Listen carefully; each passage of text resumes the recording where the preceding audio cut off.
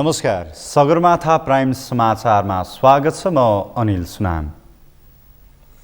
नमस्कार, म अपेक्षा ढुङ्गाना। सगरमाथा प्राइम समाचार सुरु गरौँ अहिलेसम्मका मुख्य समाचारबाट।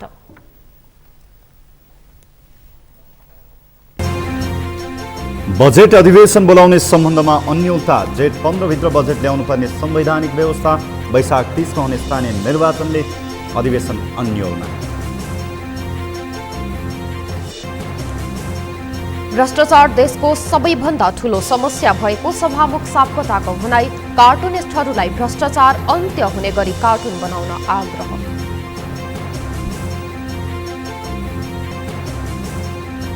स्थानीय तहको निर्वाचन नजिकिएसँगै घोषणापत्रको तयारीमा जुटे दलहरू।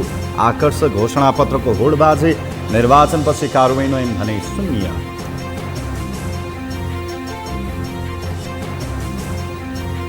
लक्ष्य अनुसार कोरोना विरुद्धको खोप अभियान सफल भएको स्वास्थ्य मन्त्रालयको दाबी। 90% लक्षित वर्गले पूर्ण मात्रा खोप लगाएको भनाई। र युद्धमा 20,000 रुसी सेना मारिएको युक्रेनी राष्ट्रपतिको दाबी। युक्रेनलाई हतियार सहयोग नगर्न अमेरिकालाई रुसको चेतावनी।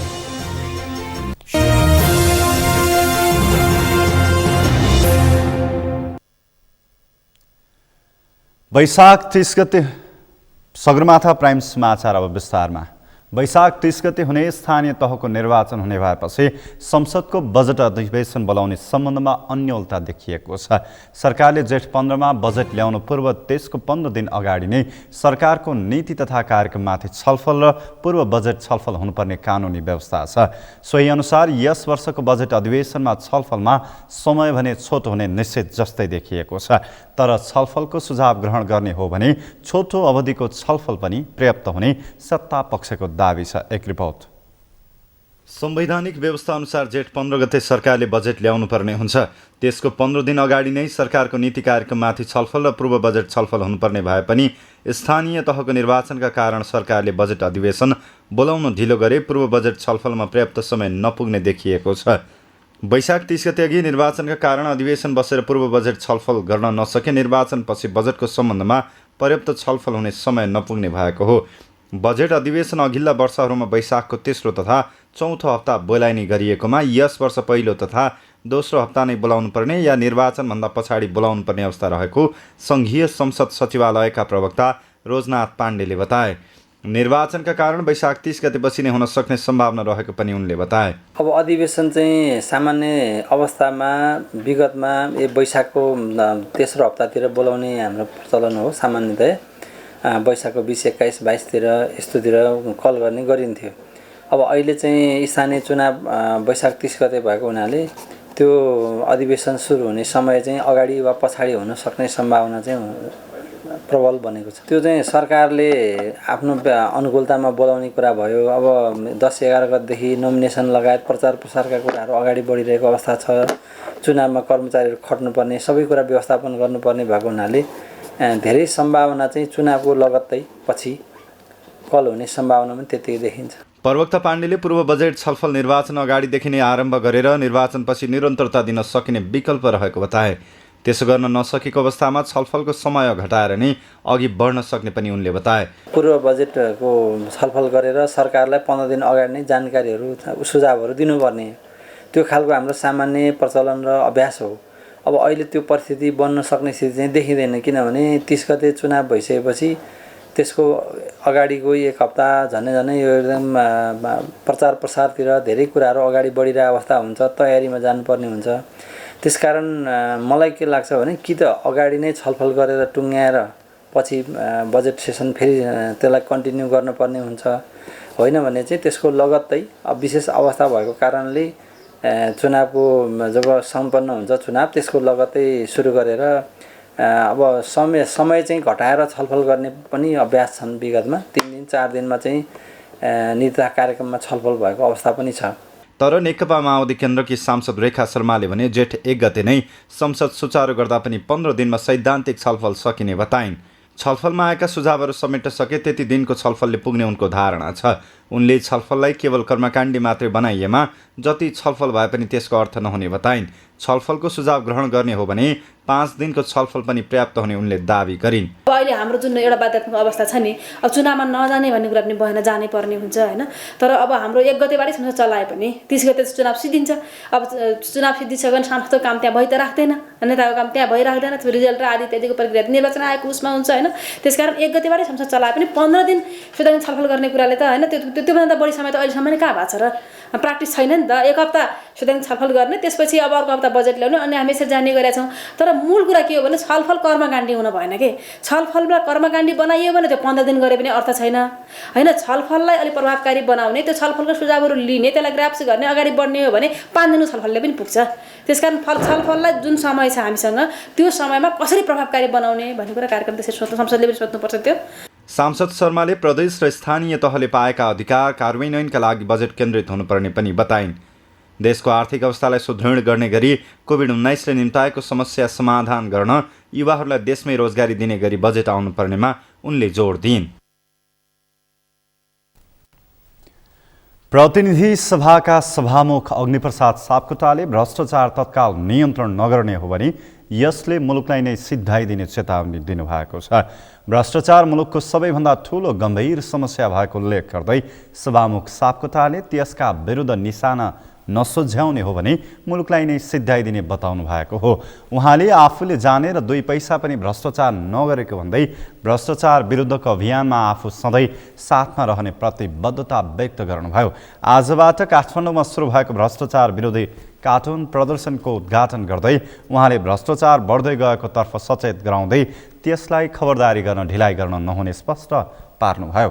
सभामुख सापकोटाले भ्रष्टाचार विरुद्धको कार्टुनिस्टहरूको अभियानलाई सातै प्रदेशमा लगेर प्रदर्शन गर्न काममा आफ्नो साथ रहने पनि बताउनुभयो। नाजायज ढङ्गले लिने गरेको छ। यो भ्रष्टाचारको विरुद्धमा चाहिँ एउटा अभियान छेड्ने सङ्कल्प गर्नुभएको छ, कार्यक्रम बनाउनु भएको छ, 7वटै प्रदेशमा लैजाने भन्नुभएको छ। यसमा मेरो पूर्ण रूपमा समर्थन हुन्छ। सङ्घीय संसदको नेतृत्वको हिसाबले, प्रतिनिधि सभाको सभामुखको हिसाबले तपाईँहरूलाई के सहयोग गर्नुपर्छ म सधैँ हाजिर छु। म ऐक्यबद्धता जनाउन चाहन्छु यो अभियानमा, किनभने अहिलेको दुनियाँकै समस्या पनि हो र नेपालको कुनै सबभन्दा ठुलो गम्भीर समस्या केही छ भने भ्रष्टाचार नै हो। भ्रष्टाचारलाई निर्मूल त अहिले म त्यति ठुलो शब्द नभनिहालौँ, नियन्त्रण गर्न सकिएन भने यसले भित्रभित्रै हाम्रो राष्ट्रलाई सिद्ध्याउँछ भन्ने कुरा फेरि दोहोऱ्याउन चाहन्छु। काठमाडौँको बबरमहल स्थित नेपाल आर्ट काउन्सिलमा सुरु भएको सो प्रदर्शनी 3 दिनसम्म चल्नेछ। सभामुख सापकोटाले भ्रष्टाचार नियन्त्रणका लागि क्षेप्यास्त्र हुने गरी कार्टुनहरू बनाउन पनि कार्टुनिस्टहरूलाई आग्रह गर्नुभयो।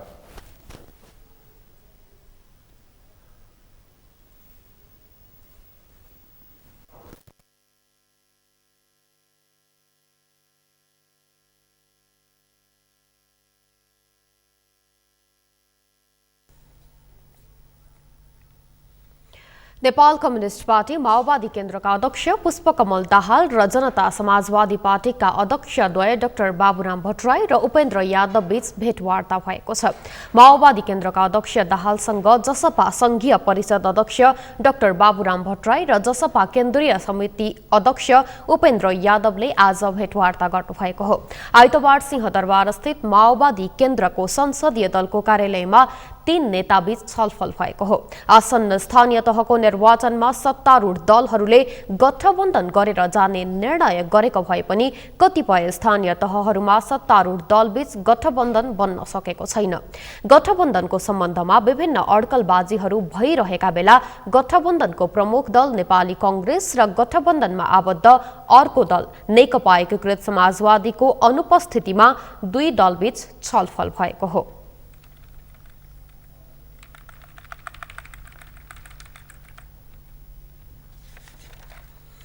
स्याङ्जाको वालिङ नगरपालिकामा भएको सवारी दुर्घटनामा परि 5 जनाको मृत्यु भएको छ। स्याङ्जाको डाँडाखर्कमा आज बिहान 10:30 बजे ग 1 7399 नम्बरको जीप दुर्घटना हुँदा 5 जनाको मृत्यु भएको प्रहरीले जनाएको छ।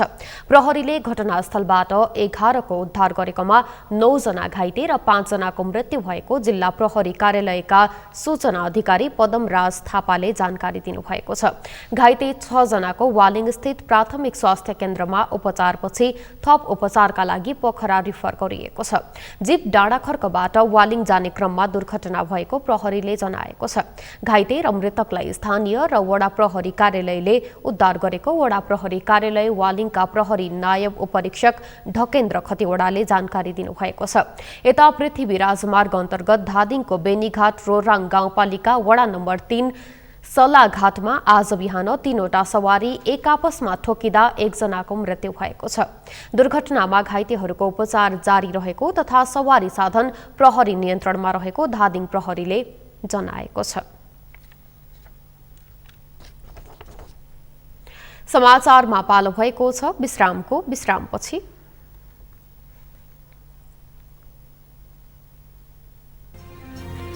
माध्यमिक शिक्षा परीक्षा एसईई आउँदो शुक्रबारदेखि सुरु हुँदै परीक्षाको तयारी अन्तिम चरणमा।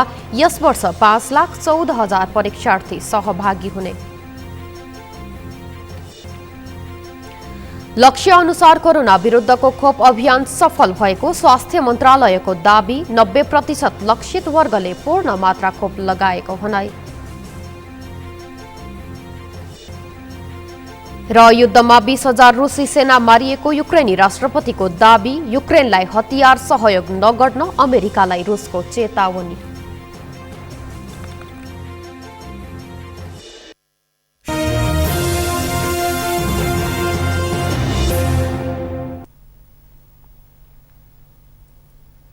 विश्रामपछि सगरमाथा प्राइम समाचारमा पुनः स्वागत छ। अब बाँकी समाचार। नेपाल पत्रकार महासंघले मिडिया हाउसहरूमा धरना सहितको आन्दोलनको कार्यक्रम घोषणा गरेका छन्। आज काठमाडौँमा पत्रकार सम्मेलन गरी महासंघले श्रमजीवी पत्रकारहरूको शोषण गर्ने मिडिया हाउसहरूमा वैशाख 5 गतेदेखि धरना सहितको आन्दोलनको कार्यक्रम गर्ने जानकारी गराएको हो। श्रमजीवी पत्रकारहरूको शोषण गर्ने मिडिया हाउसहरूमा संवाद मार्फत समस्या समाधान गर्ने प्रयास सफल हुन नसकेपछि धरना सहितको आन्दोलनको कार्यक्रम सुरु गर्न बाध्य हुनु परेको महासंघका अध्यक्ष विपुल पोखरेलले बताउनुभयो। उहाँले श्रमजीवी पत्रकारहरू र प्रेस स्वतन्त्रताको पक्षमा काम गर्ने मुख्य दायित्वबाट आफूहरू कुनै पनि हालतमा पछि हट्न नसक्ने समेत स्पष्ट पार्नुभयो। काम गर्ने सन्दर्भमा हामीसँग आएका मुद्दाहरूको तथ्याङ्कपूर्वकका साथीहरूले भनिसक्नु भएको छ। त्यो तथ्याङ्कहरूलाई सम्बोधन गर्ने सन्दर्भमा हामी आन्दोलनमै जानुपर्छ भन्ने निष्कर्ष निकाल्न हामी बाध्य भयौँ 1 वर्षको समीक्षा हामीले गर्ने बेलामा। त्यसकारण भोलिदेखि आन्दोलनका कार्यक्रम हामीले तय गरेका छौँ र आन्दोलनका कार्यक्रमका बारेमा साथीहरूले जानकारी गराइसक्नु भएको छ। भोलि कान्तिपुर टेलिभिजनमा धरनाको कार्यक्रम छ भोलि र पर्सि। त्यसपछि क्रमशः अन्य संस्थाहरू जहाँ श्रमको शोषण भइरहेको छ भन्ने हामीलाई लिखित जानकारी आएको छ र हामीले संवाद मार्फत त्यो समाधान गर्ने सन्दर्भमा पनि त्यति तदारुकता देखाइएको छैन। ती संस्थाहरूमा हामी आन्दोलनमा जाँदैछौँ र नेपाली पत्रकारहरूको साझा संस्था पत्रकार महासङ्घको मुख्य दायित्व प्रेस स्वतन्त्रता र श्रमजीवीको पक्षमा काम गर्नु नै हुन्। महासंघका अध्यक्ष पोखरेलले श्रमजीवी पत्रकारहरूले श्रम शोषण भएको लिखित जानकारी महासंघमा रेकर्ड गराएको उल्लेख गर्दै उनीहरूको माग सम्बोधन गरेर अघि बढ्नुको विकल्प नरहेको बताउनुभयो। महासंघले प्रेस स्वतन्त्रता विरोधी खालका कतिपय ड्राफ्ट भएको कानूनहरूको विरोधमा सरकारसँग पनि आन्दोलन जारी रहेको र त्यसलाई निरन्तरता दिने प्रतिबद्धता जनाउँदै आएको छ।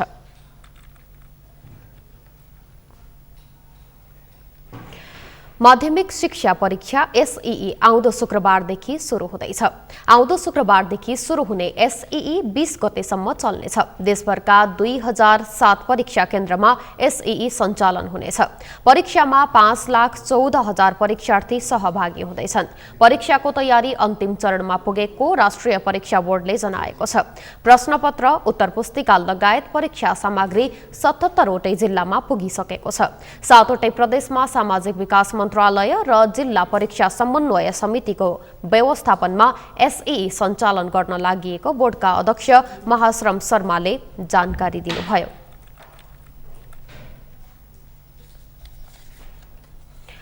सरकारले आफ्नो लक्ष्य अनुसार कोरोना विरुद्धको खोप अभियानमा सफलता हात पारेको दावी गरेको छ। 2078 चैत मसान्तसम्म 18 वर्षमाथिको सबै जनसङ्ख्यालाई पूर्ण मात्रा खोप लगाउने लक्ष्य लगभग पूरा भएको स्वास्थ्य तथा जनसङ्ख्या मन्त्रालयले जनाएको छ। एक रिपोर्ट। स्वास्थ्य तथा जनसङ्ख्या मन्त्रालय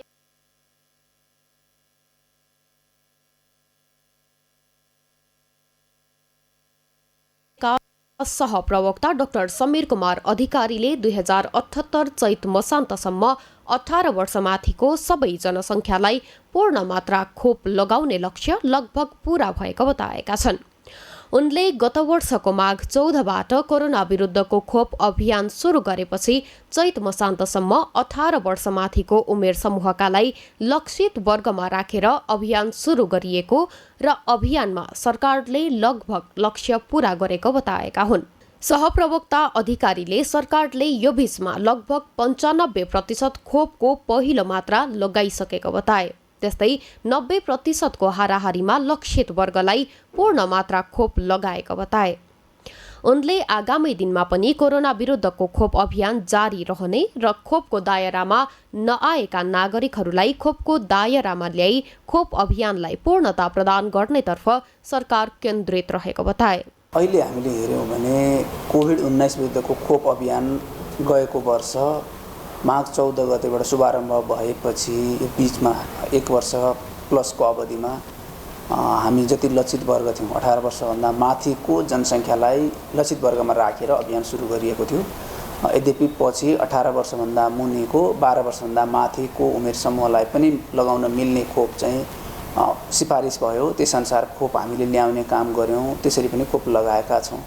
अब जहाँसम्म लक्ष्यको कुरालाई लिएर हामीले खोप अभियान हेर्यौं भने हामीले चैत मसान्तभित्र 18 वर्ष माथिको सबै जनसङ्ख्यालाई पूर्ण मात्रा खोप लगाउने भनेर हामीले लक्ष्य राखेका थियौं।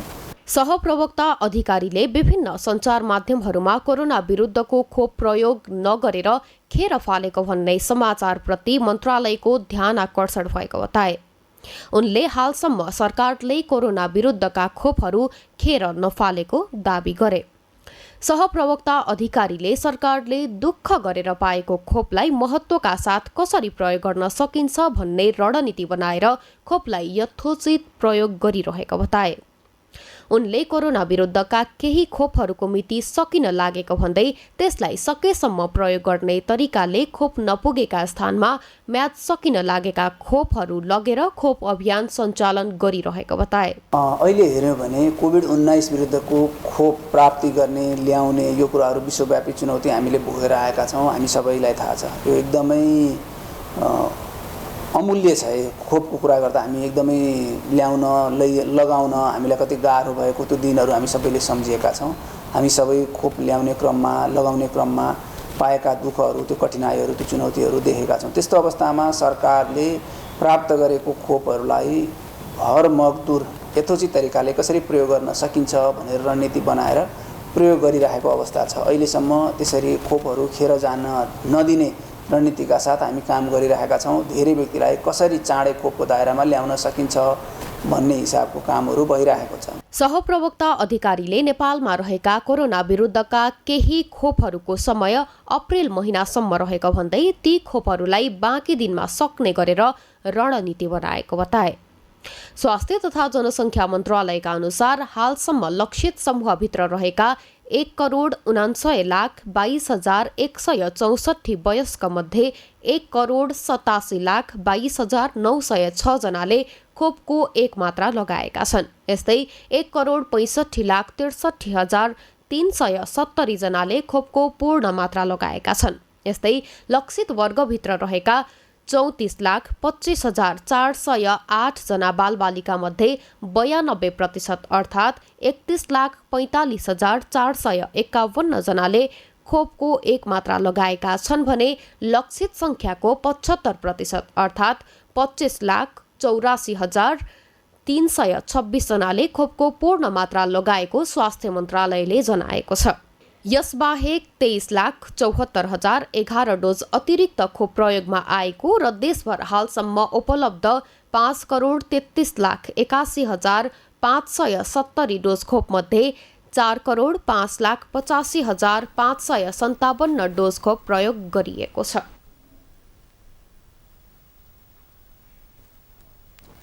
एक दिनको कमाईले हप्ता दिन धानिने भएपछि पशु हाट बजारमा व्यापारीहरूको आकर्षण बढ्न थालेको छ।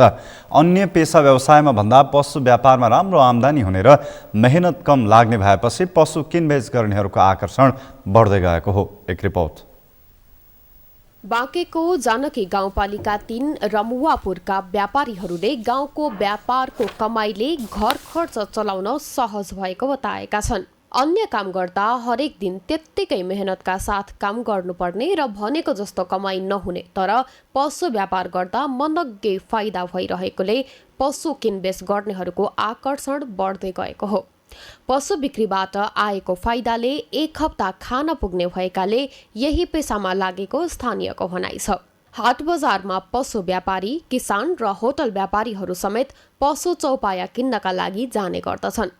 बजारमा छिमेकी जिल्ला बर्दिया, सुर्खेत, दाङ, कैलाली र काठमाडौँबाट समेत व्यापारीहरू पशु किनमेल गर्नका लागि आउने गरेको पशु व्यापारीहरूको भनाइ छ। छिमेकी गाउँ तथा जिल्लाका मानिसहरूले समेत गाउँबाट पशु चौपाया किन्ने र पशु हाट बजारमा लगेर बिक्री गरेर मुनाफा कमाई घर खर्च धानिरहेको उनीहरूले बताएका छन्। हामीहरू शनिबारमा एक हप्ता आउँछौँ, एक महिनामा पाउँछौँ कि एक वर्षको खर्च पुगिहाल्छ। मजाले पुग्छ। एक दिनको कमाइले एक हप्ता पुग्छ खर्च। बजार गर्दा हामीहरूले घाटा छैन, बहुत फाइदा छ। जस्तै कुनै मान्छेलाई घुम्न परेको केटाहरू 500 पाउँछ, किन्नेवाला 2000 पाउँछ। मिर्चा, पानी धेरै मान्छे यहाँ कमी खाए। कोही भैँसी ल्याउँछ, कोही पाडा ल्याउँछ, कोही बिरयानी ल्याउँछ, कोही माछा मासु, सबजना कमाइ खाने बजार। त्यस्तै पशु हाट बजार समितिका सदस्य रहमान अलीले पशु मेला लाग्नाले स्थानीयले कमाई गर्ने अवसर पाएको बताए। उनले पशु हाट बजारबाट स्थानीयहरू सन्तुष्ट रहेको र बजारमा बिक्री गरे बापत प्रति गोटा 200 रुपैयाँका दरले समितिलाई रकम बुझाउनु पर्ने नियम लगाएको बताए। कुनै हप्तामा 20 वटा पनि बिक्री हुन्छ, कुनै हप्तामा 30 वटा पनि हुन्छन्, कुनै हप्तामा 10 वटा हुन्छ। यहाँ त मान्छे आफ्नो किनबेच गर्नको लागि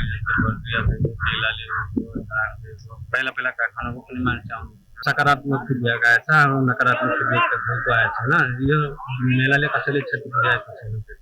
स्थानीय व्यापारी विष्णु प्रसाद श्रेष्ठले पनि पशु बजारमा पशु व्यापार गर्न थालेको लगभग 20 वर्ष भयो। उनले लकडाउनमा केही कम भए पनि अहिले भने पशु बजारमा किनबेच हुने संख्या बढिरहेको बताए। व्यापारी श्रेष्ठले हरेक हप्तामा 10,000 सम्म नाफा भइरहेको बताए। फाइदा कहिले पनि फाइदा हुन्छ सर, कहिले पनि हुन्नको 1500 रुपैयाँ।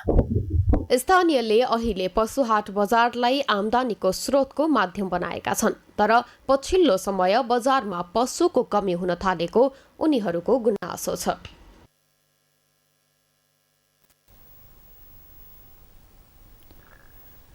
नेपालको लुम्बिनी प्रदेश सहित पश्चिम तराईका जिल्लाहरूमा आगामी 3 दिन तातो हावा चल्ने भएकाले उच्च सतर्कता अपनाउन विज्ञहरूले आग्रह गरेका छन्।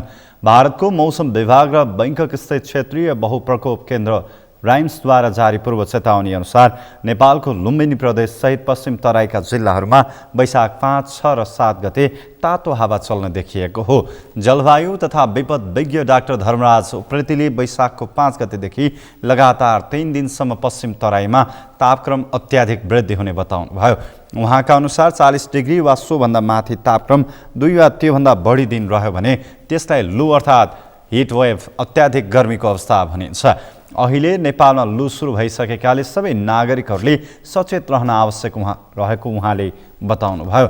जलवायु विज्ञ डाक्टर उप्रेतीले छिमेकी देश भारतले हिट वेभको सूचना पनि जारी गरिसकेको र नेपालका पश्चिम तराईका जिल्लामा यसको असर पर्ने प्रचुर सम्भावना रहेको बताउनुभयो।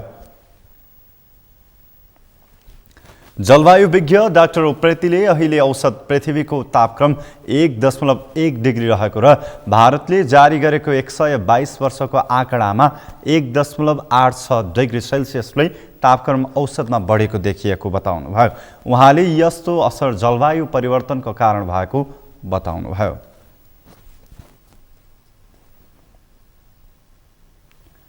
लामो समयदेखि उठ्न नसकेको काठमाडौँ उपत्यकाको फोहोर अझै सडकबाट उठ्न सकेको छैन। केही दिन अघिदेखि विभिन्न अवरोधका कारण उठ्न नसकेको फोहोर पासाङ लामो शेर्पा राजमार्ग अन्तर्गतको स्थानीय सङ्घको समन्वयमा खुलेको थियो। तर अझै पनि उपत्यकाको विभिन्न चोकहरूमा उत्तिकै फोहोर थोपारिएको छ। मेनुका लम्सालको रिपोर्ट। लामो समयदेखि चर्चामा रहेको काठमाडौँ उपत्यकाको फोहोरले फेरि पनि चर्चा पाउने भएको छ।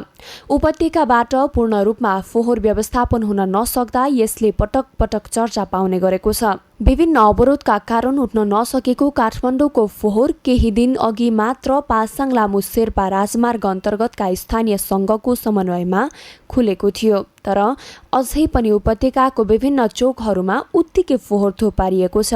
सडक गल्ली र विभिन्न चोकहरूमा अव्यवस्थित रूपमा फालिएको फोहोरको थुप्रोले देशको राजधानी काठमाडौँलाई नै गिज्याइरहेको छ। काठमाडौँ महानगरका अनुसार विभिन्न अवरोधका कारण स्थगित भएको फोहोर व्यवस्थापनको काम थोरै समयमा सम्पन्न नहुने देखिएको छ। सडक पेटीमा थोपारिएको सबै फोहोरलाई व्यवस्थापन गर्न अझै 5 दिनसम्म लाग्ने काठमाडौँ महानगरपालिकाका प्रवक्ता ईश्वरमान डङ्गोलले बताए। यो 8-10 दिनको फोहोर जुन चाहिँ अब 2-3 दिनमा हामी सकिँदैनौँ हैन। अब 3 दिन जति भयो फोहोर गएको।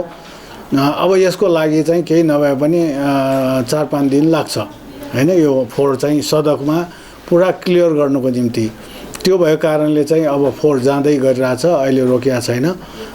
मेरो विचारमा अब यो चाहिँ 4-5 दिनमा चाहिँ सडकको फोहोर जमी व्यवस्थापन हुन्छ।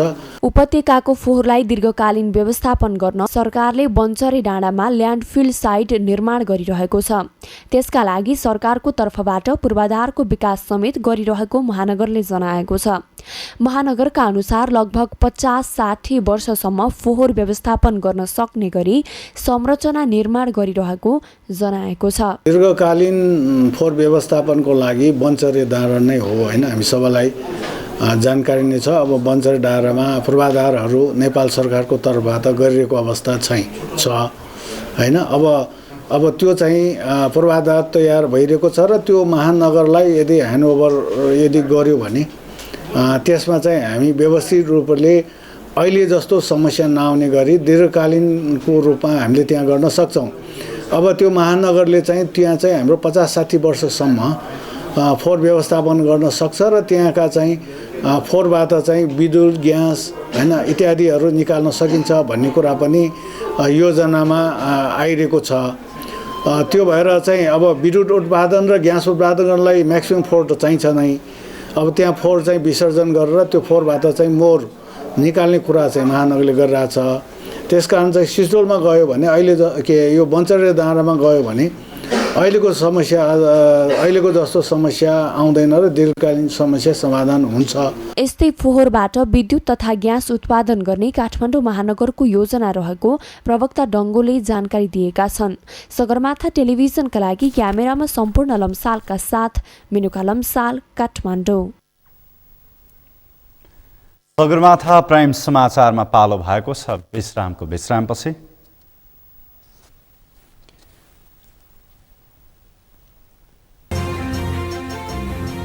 युद्धमा 20,000 रुसी सेना मारिएको युक्रेनी राष्ट्रपतिको दाबी। युक्रेनलाई हतियार सहयोग नगर्न अमेरिकालाई रुसको चेतावनी।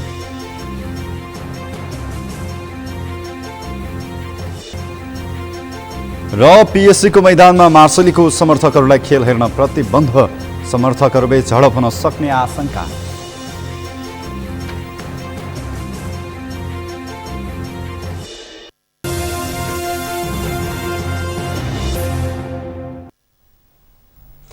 समाचारमा अब पालो अर्थ समाचारको।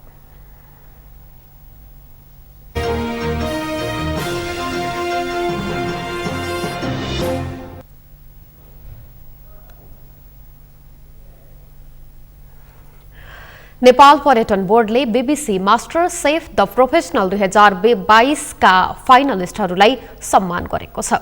मास्टर सेफ सन्तोष शाह सहित सोही विधाका अन्तिम प्रतिस्पर्धी लगायतको टोलीलाई सम्मान गरेको हो। एक रिपोर्ट। नेपाल पर्यटन बोर्डले BBC master chef the professional 2020 का फाइनलिस्टहरूलाई सम्मान गरेको छ। सेफहरूलाई सम्मान गर्दै बोर्डका कार्यकारी प्रमुख डाक्टर रेग्मीले सन्तोष शाहले नेपाली पकवानलाई विश्व सामु परिचित गराएर नेपालको पर्यटनमा नयाँ आयाम थपेको बताए। उनले यस कार्यले नेपाली परिकारहरू विश्वमा चिनिने र थप रोजगारीका साथै पर्यटन व्यवसायलाई पनि सफल बनाउन सहयोग गर्ने बताए। डाक्टर रेग्मीले सन्तोष सहित टिमका सहभागी अन्य सेफहरूको आगमन र नेपाल भ्रमणले नेपाली पकवान पर्यटनलाई थप टेवा पुर्याएको दावी गरे। सन्तोष शाहजी अहिले आफ्ना 3 जना मास्टर सेफको मास्टर साथीहरूसँग नेपालमा हुनुहुन्छ र आज उहाँहरूको यो भिजिटले नेपालको गेस्ट्रोनोमी टुरिज्मलाई एउटा ठुलो टेवा पुगेको छ। खास गरेर नेपाल भनेपछि हामी हाम्रो प्राकृतिक र सांस्कृतिक चिजहरूमा बढी फोकस गरेर हिजोको दिनमा पर्यटन गरिरहेका थियौँ भने नेपालमा रहेका विभिन्न जातिहरूले आफूले पकाएर खाने गरेका परिकारहरूको बाहिर त्यति धेरै प्रचार प्रसार हुन सकेको थिएन। तर मास्टर सेफ डेभिसी कम्पिटिसनबाट सन्तोष शाहजी आफू पहिला रनर अप पछि विनर भएर आइसक्दाखेरि उहाँले जे जति पनि नेपाली फुडलाई नै अगाडि सार्नुभयो र यसलाई ग्लोबली नम्बर 1 भएर एउटा चाहिँ छुट्टै पहिचान बनाउन सम्भव पनि भयो। र त्योभन्दा अगाडि विश्वले नै नेपालको पनि यस्तो खाना छ भनेर जानेको थिएन, जुन चाहिँ आज इस्टाब्लिस भएको छ। धेरै रेस्टुरेन्टहरू आज प्राउडली आफ्नो नाम चाहिँ नेपाली रेस्टुरेन्टको रूपमा राख्न चाहिरहेका छन् र नेपालका जुन नयाँ नयाँ डिसहरू छन् पूर्व नेपालदेखि पश्चिम नेपालसम्म त्यसमा नयाँ एक्सपेरिमेन्ट गर्दै त्यसलाई एक्सप्लोर गर्दै अझ कसरी यसलाई सर्भ गर्न सकिन्छ, कसरी यसलाई मोर पपुलर बनाउन सकिन्छ त्यतातिर ध्यान दिइरहेको अवस्था छ। सम्मानित सन्तोष शाहले नेपाली खानालाई विश्व मञ्चमा पुर्याउन पाउँदा आफूलाई पनि गर्व लागेको बताए।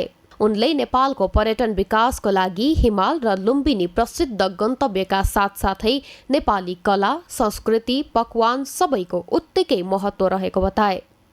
सेफ शाहले आफ्नो साथमा आएको टिमलाई पुनः नेपाल आउन र आफै फेरि नेपाललाई नजिकबाट अनुभव गर्न समेत आग्रह गरे।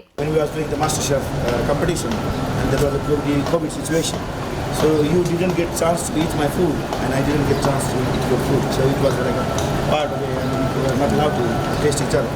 And I really wanted to show you. Even I was trying to get the judges as well. So for example, Monica, Marcus, Greg, this trip, and we wanted to turn this one in a documentary, BBC documentary. Really was working so hard to reach out the people in doing the meeting, and we didn't succeed because they need a more content, they need a more time frame. So if you plan next year, then because of the time, Nepal we have lots of time. We don't have the people, they're like, why need so much? 3 months, just 3 months. Now this is too short notice. So it was very, very difficult, but anyhow I managed to get few coverage for my documentary is coming. So my life journey documentary and food journey documentary, it's going to be Netflix or it's going to be Amazon Prime or something. So a movie as well. So they make Deepak Runia, if you heard the name, he's a very, very good director, producer. So he making my movie, and they're going to use few places, my home and whatever they need to capture. त्यस्तै safe Alex web, safe ward भान डेर्ली र safe फिली आर्मिटेजले आफूहरू नेपाल घुम्न र यहाँको कला संस्कृतिको बारेमा जान्न पाउँदा खुसी लागेको बताएका छन्। उनीहरूले नेपाल साँच्चीकै मौलिक संस्कृति तथा विविधतामा एकता भएको सुन्दर मुलुक रहेको प्रतिक्रिया दिँदै नेपाल सबैका लागि प्रिय देश रहेको बताएका हुन्।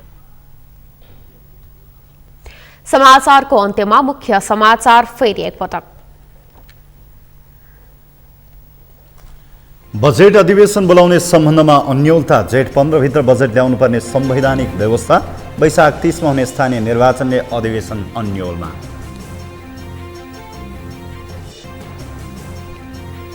भ्रष्टाचार देशको सबैभन्दा ठूलो समस्या भएको सभामुख सापकोटाको भनाई। कार्टुनिस्टहरूलाई भ्रष्टाचार अन्त्य हुने गरी कार्टुन बनाउन आग्रह।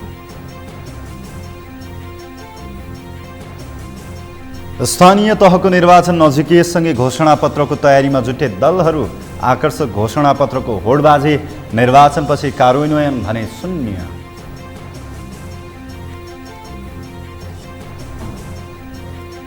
लक्ष्य अनुसार कोरोना विरुद्धको खोप अभियान सफल भएको स्वास्थ्य मन्त्रालयको दाबी। 90% लक्षित वर्गले पूर्ण मात्रा खोप लगाएको भनाई। र 20,000 रुसी सेना र युद्धमा 20,000 रुसी सेना मारिएको युक्रेनी राष्ट्रपतिको दाबी, युक्रेनलाई हतियार सहयोग नगर्न अमेरिकालाई रुसको चेतावनी। हवस् त सगरमाथा प्राइम समाचार अहिलेलाई सकियो। तपाईँ समाचार बुलेटिनका साथै सगरमाथा टेलिभिजनका सम्पूर्ण कार्यक्रम www.sagarmatha.tv मा पनि पढ्न र हेर्न सक्नुहुनेछ। साथै युट्युबमा youtube.com/sagarmatha TV नेपालमा हेर्न सक्नुहुनेछ। साथै तपाईँ हामीलाई फेसबुकमा पनि facebook.com/yesTV नेपालमा फलो गर्न सक्नुहुनेछ। समाचारको शिखर, नेपालको गौरव, नेपालको पहिलो न्युज च्यानल सगरमाथा टेलिभिजन हेर्दै गर्नुहोला। नमस्कार। नमस्कार।